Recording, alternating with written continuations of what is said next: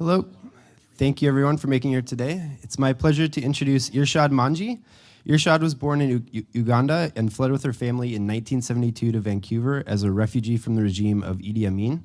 When she was 24, she became the national affairs editorialist for the Ottawa Citizen and the youngest person to sit on the editorial board of a Canadian daily newspaper. Today, Irshad's columns appear frequently in the New York Times, the Wall Street Journal, and the Times of London. As a social entrepreneur, Irshad founded Project Ishtihat, an initiative to revive Islam's own tradition of critical thinking, debate, and dissent, type of discourse we value highly here at Google. She's also been a visiting fellow at Yale University's International Security Studies program, and recently Oprah Winfrey honored Irshad with the first annual Chutzpah Award for audacity, nerve, boldness, and conviction. I hope you will listen with open minds to what Irshad has to say to us today and be prepared for a lively discussion following her words and video. Please welcome Irshad.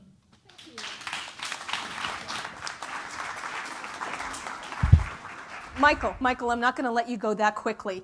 Come back up here for a quick second. Okay, so there were two words in that introduction that we're going to, no, that's okay, because you know what? I can't expect you to know one of them, which is ijtihad, which I will talk a little bit about later today. But the other one that actually has made its way into popular, vernacular in America is chutzpah. There you are, exactly. And he got it. He got it right away, right? It was just a momentary flub. So let's give him another round of applause.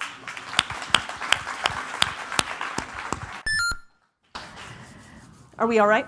Yes. You think? Okay. That was a hesitant yes. Well, first of all, good afternoon, everybody. And to the Muslims in the audience, Ramadan Mubarak and Salaam Alaikum. To the Jews in the audience, Shalom. And to the atheists in the audience, how the hell are you? It's a real pleasure to be here. I'm quite excited about being here this afternoon. I flew in from Toronto this morning, actually. I want to offer up a disclaimer right up front, and not to make it an overly personal talk, but if I'm feeling a little bit woozy or you see me as a little bit slow on the uptake today, I'm going to chalk it up to being medicated, being drugged, because I had a fairly major surgery late last week and wasn't at all sure that I would be able to make it today.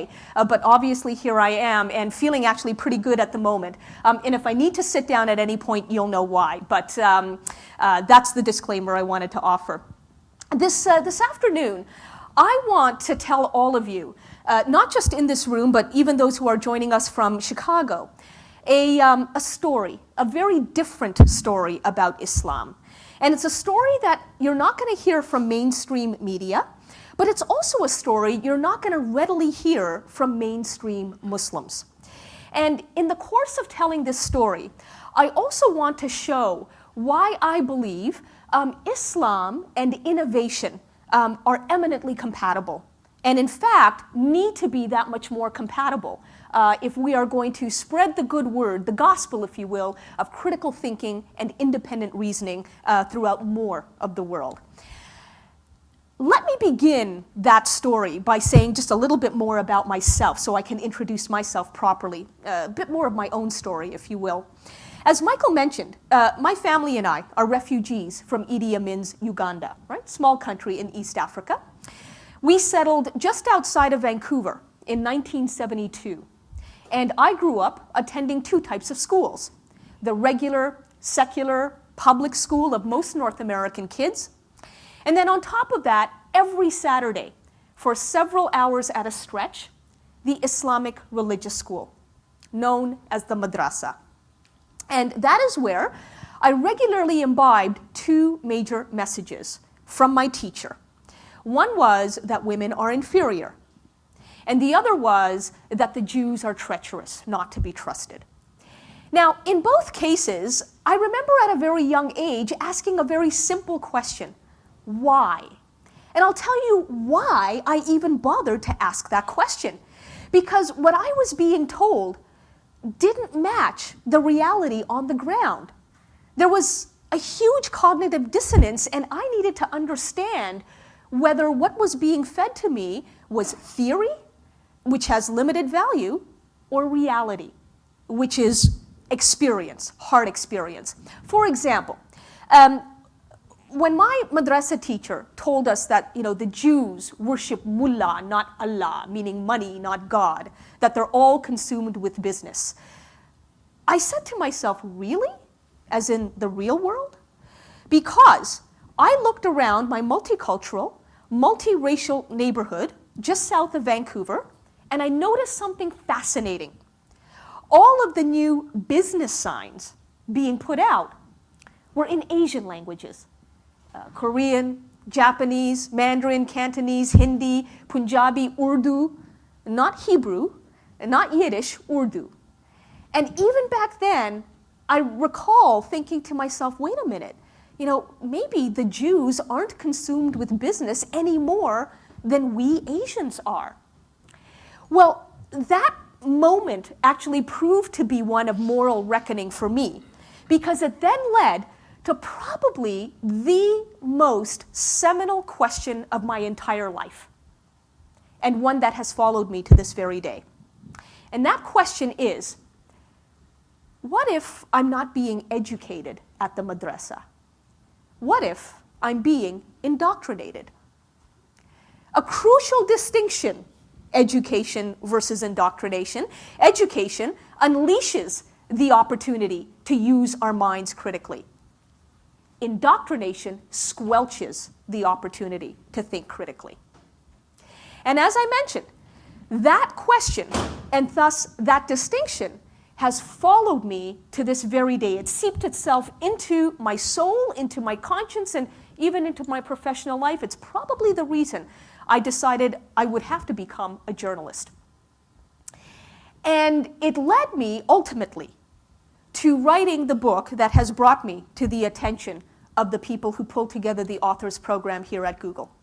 And the book, as you know by now, is entitled The Trouble with Islam Today, A Muslim's Call for Reform in Her Faith.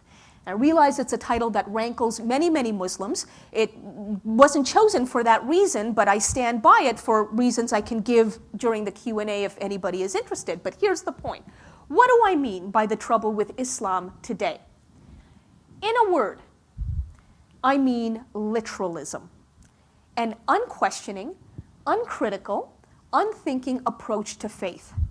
So unthinking that it actually degenerates faith. It turns faith into dogma. Faith, it seems to me, is secure enough to handle questions. Faith never needs to be threatened by questions, whereas dogma of any kind, on the left, on the right, in religious communities, in ideological communities, from feminism to socialism, capitalism, dogma of any stripe is always threatened by questions, because dogma, by definition, is brittle and rigid, and it snaps under the spotlight of scrutiny. And therefore, at least in my view, deserves to be threatened by questions. Now, I want to acknowledge, as I do in my book, I want to acknowledge here today, every religion has its share of literalists. American Christianity has its evangelicals, some of whom still populate the White House, Many of them have left, but some are still there. Jews have their ultra-Orthodox. Buddhists, for God's sakes, have fundamentalists, though don't ask me how that one works. That may be another book for another author, and if I may inject some cheap Buddhist humor, for another lifetime. Thank you so much. I really appreciate that chuckle. But the difference is that only within Islam today is literalism mainstream worldwide. And let me explain what I mean by that admittedly sweeping and loaded statement. We Muslims, even here in the West, are routinely raised to believe that because the Quran, Islam's scripture, was revealed after the Torah and the Bible, it is the final and therefore perfect manifesto of God's will. Okay? Not given to the ambiguities and inconsistencies and outright contradictions and, God forbid, human editing, like all of those other so-called sacred texts. No.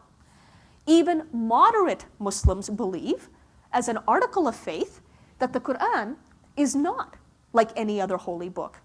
It is, if I can put it this way, God 3.0, and none shall come after it. Okay? So glad that one got a laugh at Google, because really, guys, you're a tough crowd. You're a tough crowd, I have to say. No matter how you slice it, this is a supremacy complex about Scripture. And it's a supremacy complex that is dangerous. Why do I say dangerous? For two reasons. First, this supremacy complex about the Quran disproportionately empowers the radical fringe in my faith, the violent jihadis. And notice that I call them a fringe, that they are. But they are also disproportionately empowered. And this leads me to the second reason that this supremacy complex about the Quran is dangerous. It inhibits the reasonable center, the moderates, from asking hard questions about what happens when faith becomes dogma. You see, the jihadis, the violent jihadis, are so expert at isolating passages in the Quran and then quoting them to support their violence, and the rest of us have just internalized this belief that we cannot question the holy and perfect text of the Quran. After all, it is perfect. And therefore, to openly challenge the violent jihadis is to challenge the Quran itself, since they quote from the Quran. And that's supposed to be off limits, questioning the Quran itself. Well, I wrote this book in order to show that, in fact, it is permissible to ask questions of the Holy Quran. And no, not because a spiky-haired, feminist, Canadian-raised, Muslim woman named Irshad Manji says so. Okay? Mullahs don't care what somebody who looks like me have to say. Younger Muslims care, but mullahs don't. I say that it is permissible to ask questions of the Quran because Islamic tradition tells us so. Islam has a glorious tradition of independent thinking and creative reasoning, debate and dissent, and it is known as ijtihad. And I'm just going to spell that word for all of you because sometimes it's easier to wrap your head around a new concept when you can actually visualize the main word behind it. I-J-T-I-H-A-D,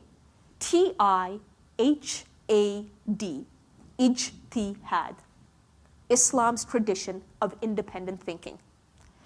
I realize, of course, that this word sounds uncomfortably like jihad to many non-Arab ears, and in fact it comes from the same root, to struggle, which is what, by the way, jihad means. Not violent struggle, but struggle. But unlike any notion of violent struggle, ijtihad is all about struggling with the mind to comprehend the complex and broader world. And far from being mere theory, ijtihad has a track record. In the early centuries of Islam, thanks to the spirit of ijtihad, 135 schools of interpretation flourished. In Muslim Spain, scholars would teach their students to abandon, quote, expert opinion about the Quran if their own conversations with the living, breathing Quran, not the straightforward and literal book as if somehow it's dead, but the living, breathing, fluid Quran, if their own conversations with that came up with better evidence for their peaceful ideas. And in Cordoba, one of the most sophisticated cities in Muslim Spain, there were 70 libraries. Let me put this in perspective for you. That rivals the number of libraries in most cosmopolitan cities today. New York City, for example, at last check, has about 77 branches of its public library. Well, guess what? The Islamic world had this 1,000 years ago. And so much of what we in this part of the world just assume is the product of secular European culture or even Judeo-Christian culture was in fact shaped by believing Muslims. I'll give you a quick partial list because I think you folks on this campus would appreciate this. Muslims gave the world one of the first institutions of higher learning, at least in the West. It was known as the House of Wisdom, and it sprang up in 9th century Baghdad. Muslims gave the world, I'll think you really love this, mocha coffee. It's true, and you are welcome, Starbucks. Muslims gave the world an early version of the guitar. You'd never know it, given how often mullahs say that music is haram or forbidden. Muslims even gave the world that ultra-Spanish expression, ole, which has its root in the Arabic word, anybody? Ole. Allah. See, the guy who laughs at my jokes is also the one who comes up with the right answer. I think I'm liking you. You're right. Ole comes from the Arabic word Allah. And I'm just going to sidetrack here for a quick minute because I have what I think is a funny story, but you guys will be the ultimate judges of that, I know. About a year ago, Michael mentioned to you that I was a visiting fellow at Yale University. I gave a series of lectures at Yale, and in one of those lectures, I said to the auditorium, full of people, what Arabic word could you imagine the Spanish word ole coming from? Dead silence. Ivy League University. All right. I said, fine, I'm going to give you guys a hint. And I looked heavenward, and I cupped my hands out, and I whispered, ole.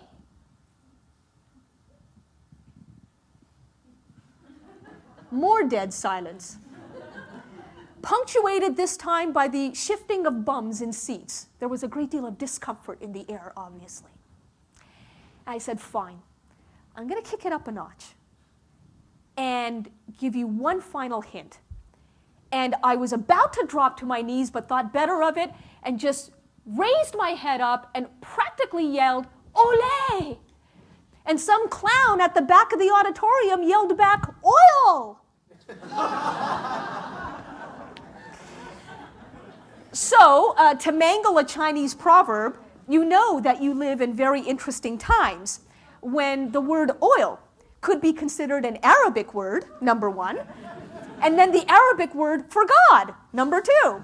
But, I won't push the analogy too much further than that. Back to the point at hand, ladies and gentlemen, which is this, that I think the beauty of emphasizing ijtihad, Islam's tradition of independent thinking, is that it is endemic to Islam itself. In other words, I'm not asking my fellow Muslims to import a foreign tradition or an alien virtue into the faith. Not at all. People like me, and there are many others like me, ijtihadis as we call ourselves, are reminding our fellow Muslims that Islam itself once offered and exhibited this glorious tradition of progressive pluralistic thinking, and that there is no reason save for pure politics we cannot have it again. And indeed, we're arguing that we must have it again if we are going to update Islamic practices for the 21st century. And it's not just about rediscovering ijtihad, this mission that we're on. It's actually about something more than that. It's about popularizing it and democratizing this tradition so that as many people throughout the Muslim world, women especially, know that it is their God-given right to think for themselves. Now, in order to get there, I'll tell you that I and a group of reform-minded Muslims have started something called Project Ijtihad. And this is a campaign, literally to restore critical thinking to the practice of Islam. And the way it all came about actually was not an initiative that I came up with. I would not have had the imagination to do that, I must tell you. What happened was, immediately after my book came out, in English of course, because of the burst of international publicity it received, my email inbox overflowed with messages from young Muslims in the Arab world asking me a question. When are you going to get this book translated into Arabic so that we can share these ideas with our friends, whom they assured me were hungry for honest conversation about Islam, since they live lives of daily censorship, both in their households and in their societies? And my standard answer to them was, come on, name one Arab publisher that'll have the guts to translate this book, let alone circulate it. What, are you kidding me? And most of these kids, to their credit, wrote back to say, well, so what, Irshad? I mean, you're right, but so what? You get the book translated into Arabic. You then post that translation on your website. And when we can download it, free of charge, as a PDF, right? They were young, but not born yesterday, you know what I'm saying? When we can read it as a PDF, that means that we will be able to read it in privacy and therefore safety, something we wouldn't have if we were carrying a physical copy of the book around with us. And that in turn means we will create the opportunities to share these ideas with our friends. I love their logic. The privilege I have in this part of the world to use my voice can then be exercised to help others find their voices. If that isn't a quintessential example of global interdependence, I don't know what is. But did it work? Nice in theory. Did it work? I took their advice, got the book translated, got it posted, and only 2 days after the full Arabic posting went up, I received the first of what are now countless emails, this time from a young man in Jordan, who said, now that we've got the book in a language we can understand, I'm going to start an underground discussion club based on your ideas. And he assured me it's going to be a very popular club because I'm a very popular guy. Oh yeah, especially with the girls, he pointed out. And I wrote back to say, happy to be of service to your love life, my brother. Clearly this is what the Almighty has put me on the earth to do. But it's the way he ended his email that truly did steal my heart. He said, I want to work with you for the day when we can turn this underground discussion club into a visible, above-the-ground phenomenon. Because that is when the Osama bin Ladens of this world will know they don't represent me or my friends. Well, how representative was this young man? In May of 2006, I was in Cairo for the first time in my life. Kept a low profile, or so I thought. And I was amazed by how many young Muslim men, and not just women, approached me, it must have been the hair, to say, thank you for posting your book online. I'm reading it, my friends are reading it, and it's now making the rounds in the democracy movement.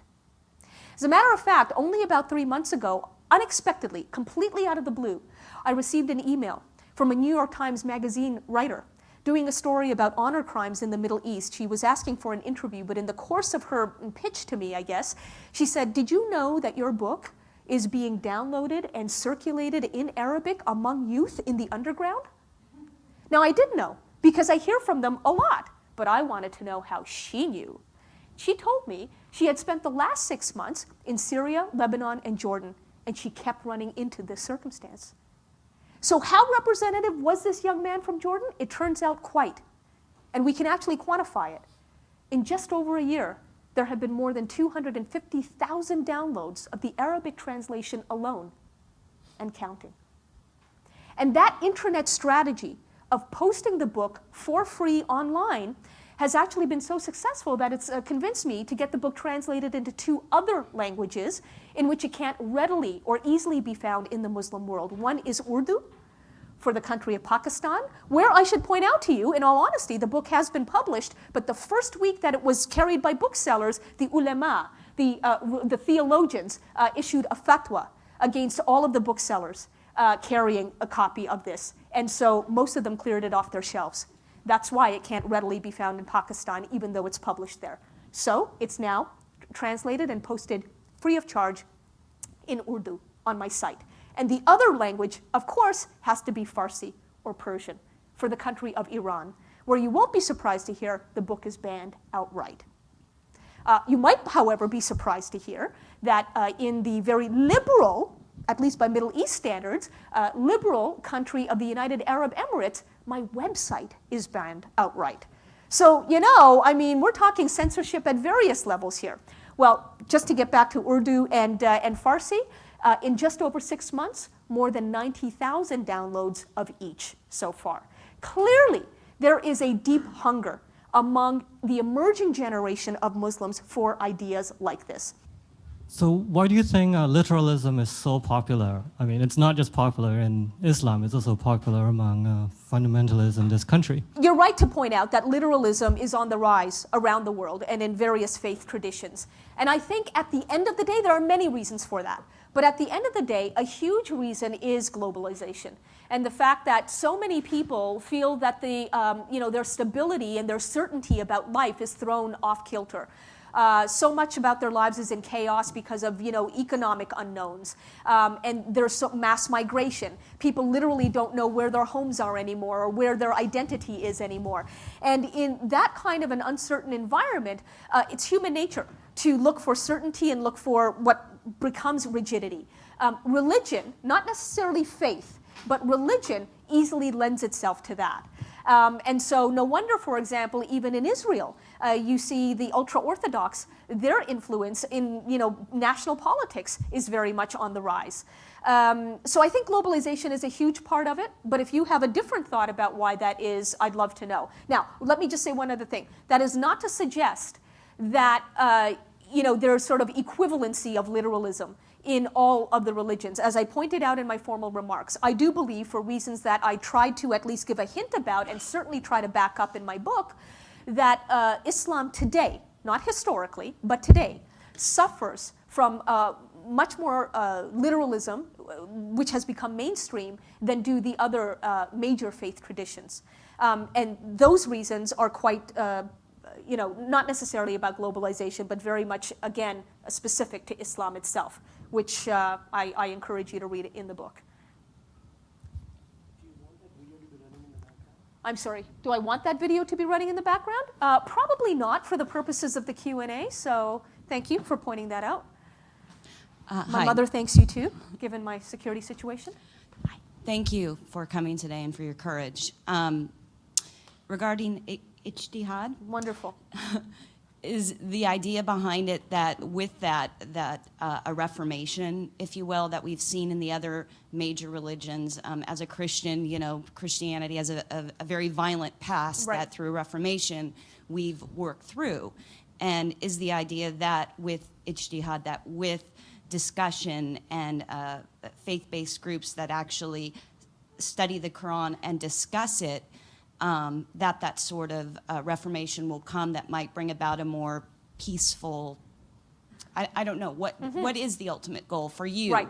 Your ideal scenario? What would you like to see there? I can bottom line how I would define a reformation. And more importantly, by the way, a liberal reformation of Islam, because I want to say, again, as a historian, it's important to be accurate to the degree that we're capable of being so, that Islam has undergone several conservative reformations in its history. But when I say conservative, what I mean by that is that these reformations have taken the practices of Islam further and further back to the 7th century, to the point where we actually have something of a 7th century tribal time warp that we need to pull, as Muslims, Islam out of and update the practices of the faith for the 21st century. The beauty is that Islam as a faith very much lends itself to that possibility. Most people don't know this, but there are 3 times as many verses in the Quran calling on us to think and analyze and reflect than verses that tell us what is absolutely right or wrong. On that basis alone, reinterpretation is more than a possibility in Islam. It is we Muslims who must have the courage to engage in the practice of reinterpretation. And so the bottom line of any reformation, I believe, is that all Muslims, but I emphasize especially women, since they take the brunt of illiteracy in the Muslim world, all Muslims, especially women, know of their God-given right to think for themselves. And finally, let me say this much more.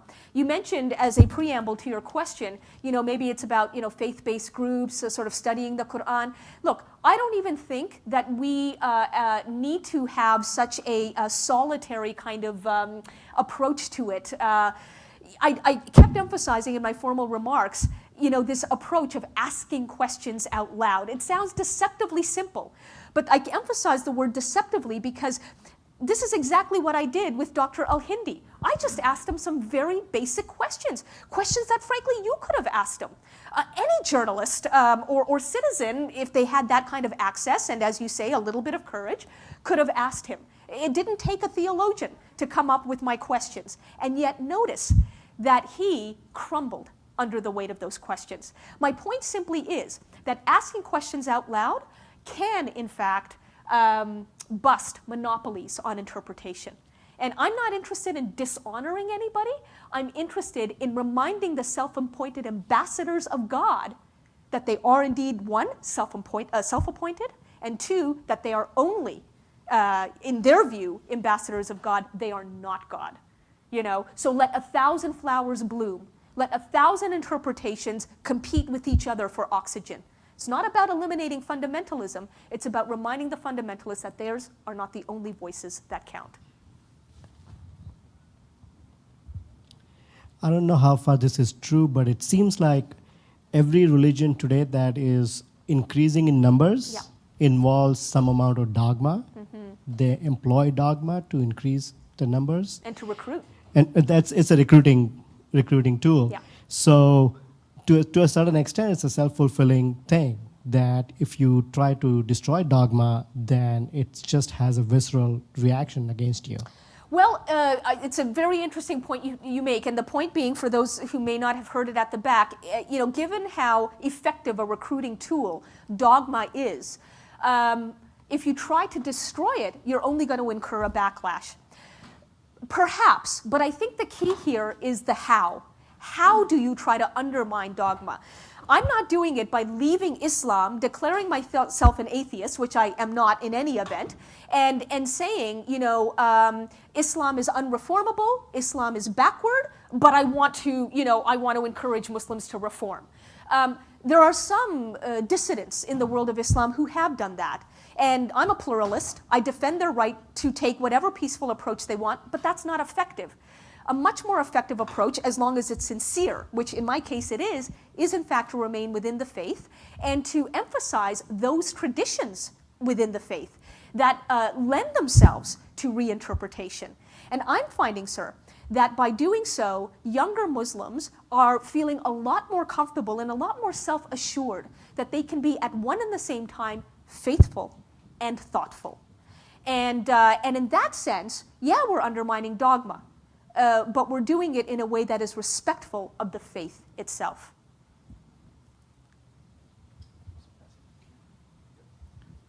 I have a question about just the connection between the video and getting that video to convey your message. Okay.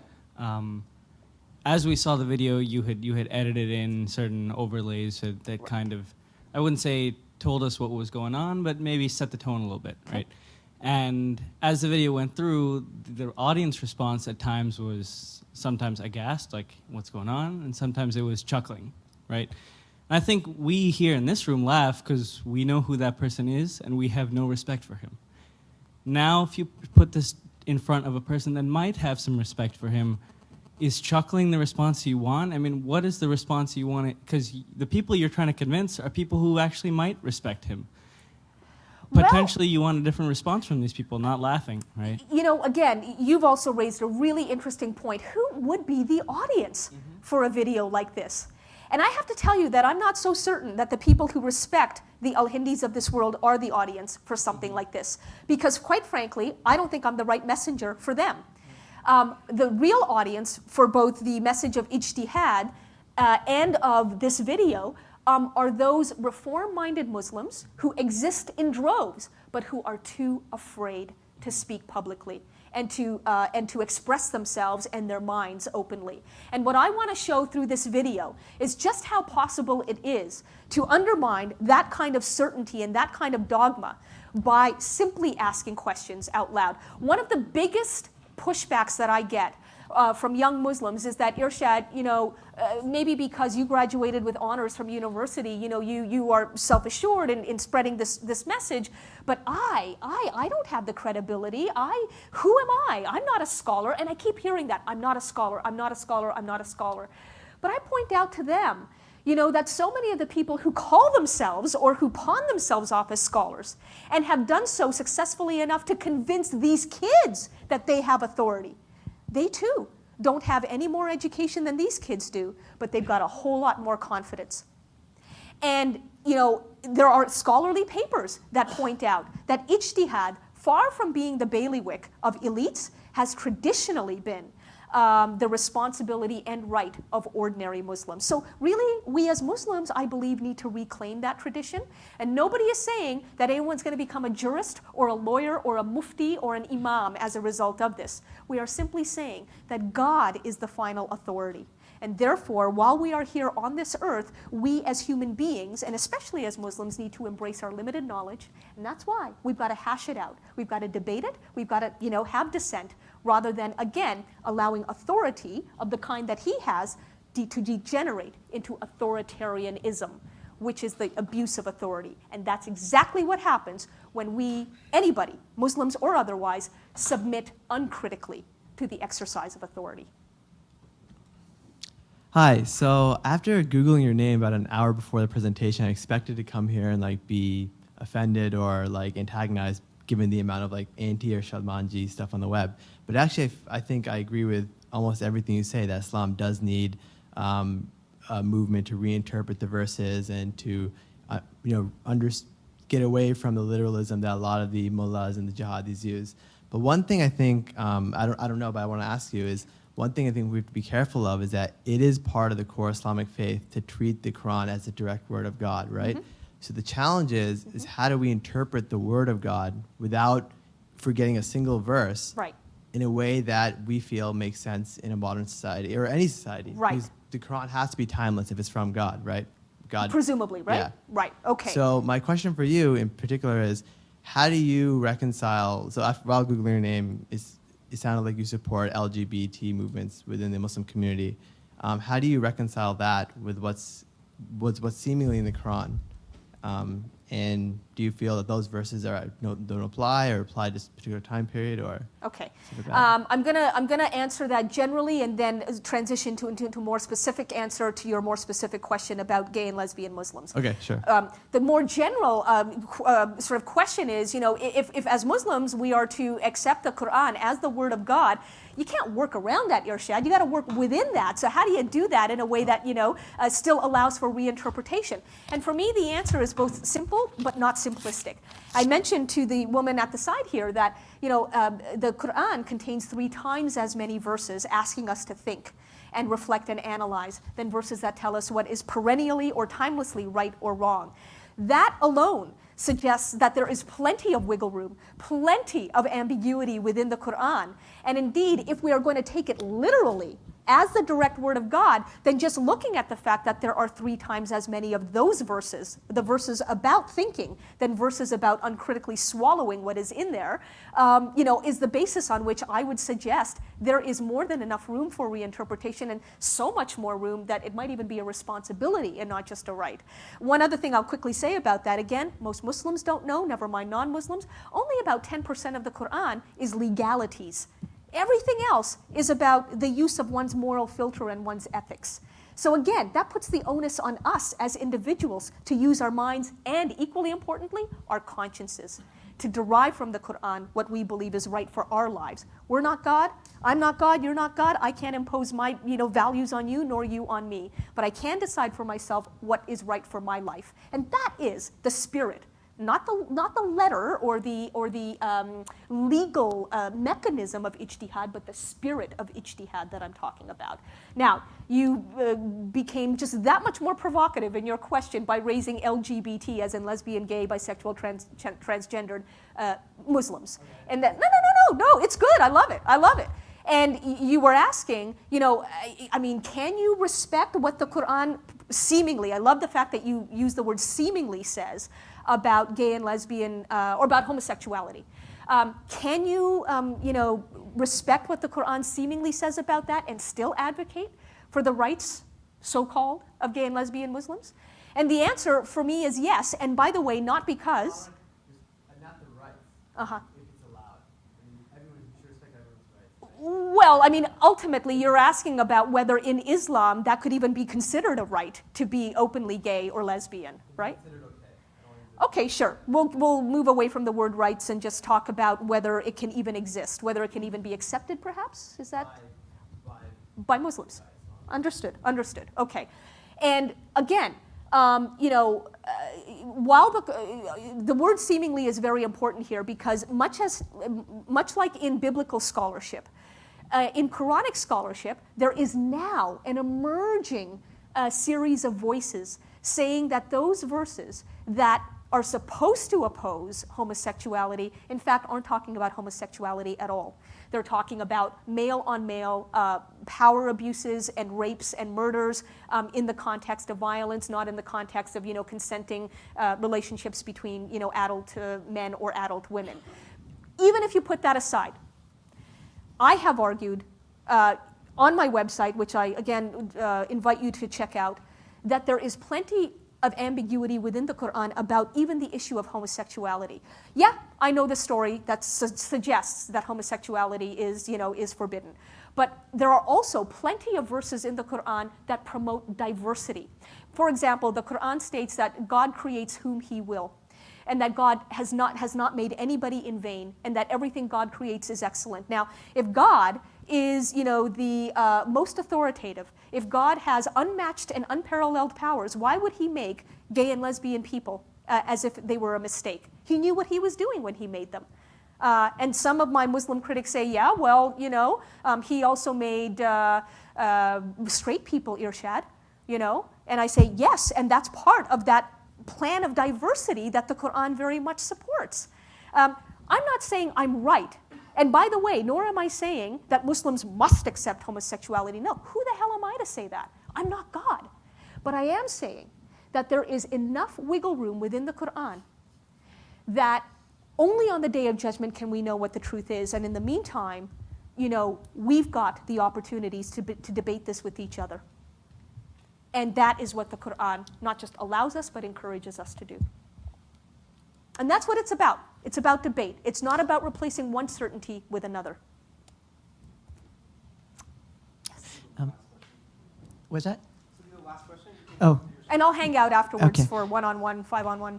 so I have actually two comments to make. First of all, I'm an atheist, but I think I could have made a much better argument for this guy's position than he did. I think I don't think he was a worthy opponent for you. But Okay. nevertheless. All right? I'll try to find a better one next time I'm on a suicide mission of my own. Way to go. All right.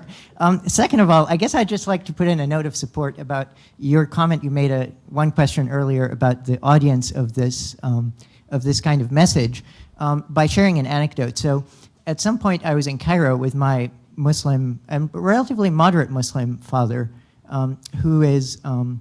he has a PhD from the Imperial College in London, so he's by no means, by no means uneducated. Right. He happens to live perhaps 2 miles away from where Naguib Mahfouz used to live. Nobel laureate, Egyptian novelist, now deceased, very Yes. recently actually, and was stabbed at Yes. the age of 80 by Muslim fundamentalists who took offense at something that he had written as a work of fiction more than 40 years beforehand. Right, He and was stabbed 40 years later. And a very allegorical work of fiction. Absolutely. So it was really sort of a slant backwards interpretation of something that he wrote. Right. But nevertheless, at some point I was noticing that it was rather sad that precisely what you've mentioned happened. And, saying, well, isn't it nasty that now he has to have a police presence outside his house, et cetera, because he wrote a freaking book, come on. And my dad said, well, yeah, but you know what? He's a son of a gun agnostic. He had it coming.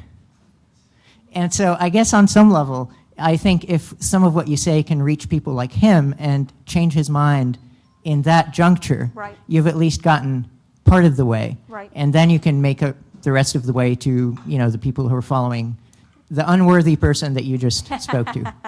So in other words, you agree with me that the audience for this video ought to be reform-minded Muslims who do not yet have the inner fortitude to speak their minds freely. Exactly. We've got to show them that it is possible through very simple question asking to Right. bust monopolies of interpretation. Precisely, because Okay. if you are brought up under the circumstances where you believe that for thinking the wrong thing, Yeah. your blood is halal, essentially. Right. You are likely to suffer a dearth of imagination of some sort, and Yeah, who wouldn't? as an act of self-preservation. Exactly. Yeah, And hear I you. think that if that were to change, that is the first and most important thing. Right, right. Well, thank you for that. And I know, Michael, that was the last question. If you would afford me the privilege of having the last question, which is simply this. I don't want to lose sight of why I came here today, which is to seek your input in how to release this video in a way that will make the broadest public impact, by which I mean an impact not just on Muslims, who of course, are the key audience, but also on non-Muslims who want to be able to support reform-minded Muslims, but may themselves be scared to do so, and scared not of violence, but of worrying about, with their own liberal politics that, ooh, maybe it's none of my business, and I shouldn't be involved involved in this, and I don't want to be called a racist for doing so. I just want to say to the non-Muslims in this audience today that reform-minded Muslims actually do need your support. Yeah, as long as, of course, it's coming from the right intention, as we say in Islam, the right niyat, an intention to support universal human rights.